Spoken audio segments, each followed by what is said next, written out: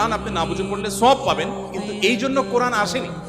আল্লাহ সুবহানাহু ওয়া তাআলা কোরআনে বিভিন্ন জায়গায় বলেছেন লিয়াদাব্বারু আয়াত, এই কোরআন দেয়া হয়েছে তোমাদেরকে যাতে এর আয়াতগুলো নিয়ে তোমরা গবেষণা করো, তোমরা যাতে ভাবো, তোমরা যাতে চিন্তা করো, তোমরা যাতে ভাবনার জগতে প্রবেশ করো। তো এই কোরআন ভাবনা বা গবেষণা তো অনেক পরের কথা, এর কথামালা তো আমাকে আগে বুঝতে হবে। আমি আজকে অনুষ্ঠানের মাধ্যমে আপনাদের সবাইকে উদাত্ত আহ্বান রাখতে চাই, আসুন কোরআন শুরু থেকে শেষ পর্যন্ত একবার অন্তত পুরো কোরআনটা আপনি ধীরে ধীরে অল্প অল্প করে 5টি আয়াত করে 10টি আয়াত করে আপনি পড়ুন এবং বোঝার চেষ্টা করুন। কোন একজন সাহাবী বলেছেন শুধু সূরা বাকারা পড়তে তার কয়েক বছর লেগেছে। আমরা তো 2-3 দিনে কোরআন খতম দিয়ে ফেলতে পারি, তাই না? তার শুধু সূরা বাকারা পড়তে টানা কয়েক বছর সময় লেগেছে। কি করেছেন তিনি?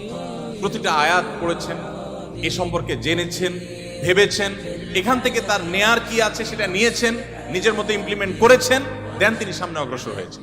এভাবে এগোতে গিয়ে তার একটা সূরা শেষ করতে কয়েক বছর সময় লেগে গেছে।